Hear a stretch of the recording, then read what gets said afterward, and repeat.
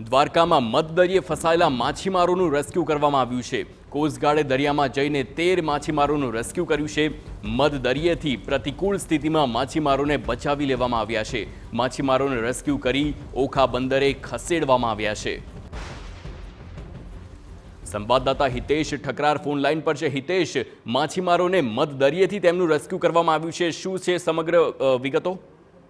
ગઈકાલે રાત્રે અરબી સમુદ્રમાં એક ફિશિંગ બોટ પદ્માવતી નામની જે ફિશિંગ બોટ છે તે ફિશિંગ કરી રહી હતી અને અચાનક જ સમુદ્રમાં અંદરથી કરંટ આવતા દરિયો ગજબ તોફાની બન્યો હતો, જેને લઈને માછીમારોએ કોસ્ટગાર્ડની મદદ માંગી હતી। કોસ્ટગાર્ડે પોતાના હેલિકોપ્ટર મારફત સર્ચ કર્યું હતું અને ત્યારબાદ તેમના રેસ્ક્યુ જહાજ દ્વારા ત્યાં પહોંચી અને ફિશિંગ બોટમાં સવાર 13 માછીમારોને બચાવી લીધા હતા। તમામ માછીમારોને છે તે ઓખા નજીક લેવામાં આવે છે, તેની પ્રાથમિક સારવાર કરી અને અત્યારે હાલ તે તમામ સ્વસ્થ હોવાનું કોસ્ટગાર્ડ પાસેથી જાણવા મળ્યું છે। બિલકુલ હિતેશ, સમગ્ર માહિતી બદલ આભાર।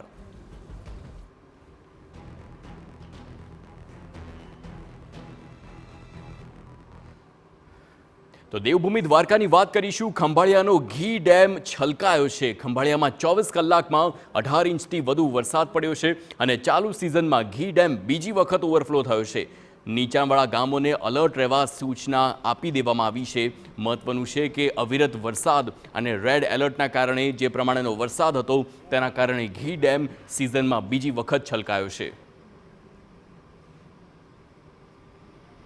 ખંભાળિયામાં 24 કલાકમાં 18 ઇંચ કરતાં વધુ વરસાદ વરસ્યો છે, તેને કારણે ઘી ડેમની અંદર જે ધસમસતો પાણીનો પ્રવાહ છે તે આપ જોઈ રહ્યા છો। અત્યંત ભયાવહ પ્રકારના દ્રશ્યો છે અને આ ઘી ડેમની અંદર આપ જોઈ રહ્યા છો કે પાણીનું જાણે કે ભયાવહ રૂપ આપ જોઈ રહ્યા છો અને આ પાણી આગામી જે ગામડાઓ હેઠવાસની અંદર છે ત્યાં પહોંચી રહ્યું છે, એટલે કે કાંઠા વિસ્તારની અંદર તમામ લોકોને ન જવા માટે પણ તંત્રે ખાસ સૂચના આપી છે। રામપુર, હર્ષદ, કૌઠી સાવિત્રા આ તમામ એવા ગામો છે કે જેનું પાણી અહીં પહોંચી રહ્યું છે અને આ ડેમની પરિસ્થિતિ જુઓ, અત્યારે 5.5-6 ફૂટ ઉપરથી આ પાડા ઉપરથી પાણી વહી રહ્યું છે। એ પરથી જ આપ સમજી શકો છો કે છેલ્લા 24 કલાકમાં જે 18 ઇંચ કરતાં વધુ વરસાદ વરસ્યો છે તેને કારણે આ ડેમની અંદર કેટલો પાણીનો આવરો થયો છે ને હજુ પણ આ પાણીનો આવરો વધી શકે છે અને આસપાસના જે ગામડાઓ છે ત્યાં પણ આવી જળબંબાકારની પરિસ્થિતિ છે અને જ્યાં જુઓ ત્યાં બસ વરસાદનું જે તાંડવ છે તે જોવા મળી રહ્યું છે। અત્યારે સૌરાષ્ટ્રભરમાં સૌથી વધુ વરસાદ થયો હોય તો તે આ ખંભાળિયા છે અને સૌથી વધારે વરસાદની વિકટ પરિસ્થિતિ પણ અહીં જોવા મળી રહી છે અને આપ જોઈ રહ્યા છો કે અહીં આટલી વિકટ પરિસ્થિતિની અંદર જે ગામડાઓ છે તેમાં શું પરિસ્થિતિ હશે તેનો કયાસ આપ લગાવી શકો છો। ઘણા લોકો અહીં ડેમ પર જોવા માટે પણ આવ્યા છે। આપ ક્યાંથી આવ્યા છો? સ્થાનિક છો અહીંના? સ્થાનિક। અચ્છા, અહીંયા જ્યારે વરસાદ વરસતો હોય છે ત્યારે કઈ પ્રકારની પરિસ્થિતિ થતી હોય છે? બહુ ખરાબ પરિસ્થિતિ થાય।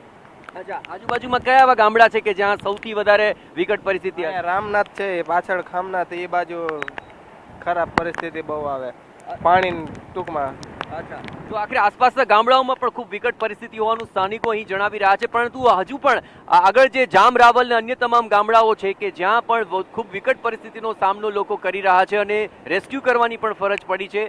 તંત્ર દ્વારા ખાસ અપીલ કરવામાં આવી રહી છે કે લોકો ઘરે રહે, સુરક્ષિત રહે, કામ વગર ઘરની બહાર ન નીકળે, કારણ કે હજુ પણ આગામી દિવસોમાં ભારે વરસાદની શક્યતાઓ વ્યક્ત કરવામાં આવી છે।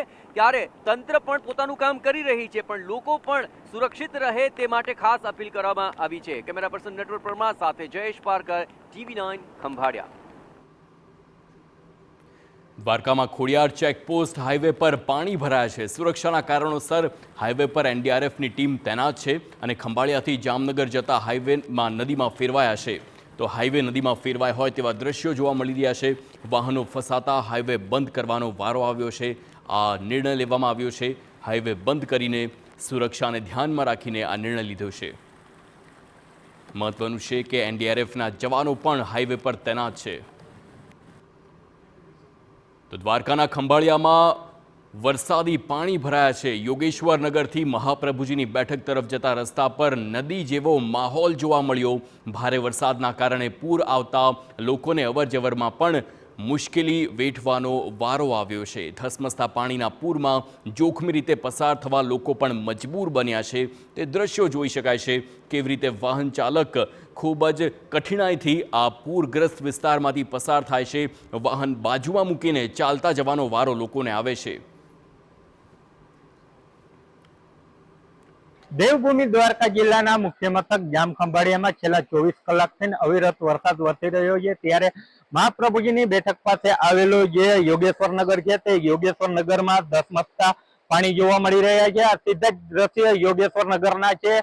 જે મુખ્ય માર્ગ છે તે મુખ્ય માર્ગો ઉપર વરસાદી પાણી ફરી વળ્યા છે ત્યારે સ્થાનિક લોકોનો આક્ષેપ છે કે આ રસ્તો છે તે ઘણા સમયથી આ જર્જરિત હોય અને લોકોને અવર જવર કરવામાં મુશ્કેલીનો સામનો કરવો પડી રહ્યો છે ત્યારે વહેલી તકે તંત્ર આ રસ્તામાં ધ્યાન દે અને સમારકામ કરે તેવી માંગ ઉઠી છે. જય ગોસ્વામી TV 9 દેવભૂમિ દ્વારકા.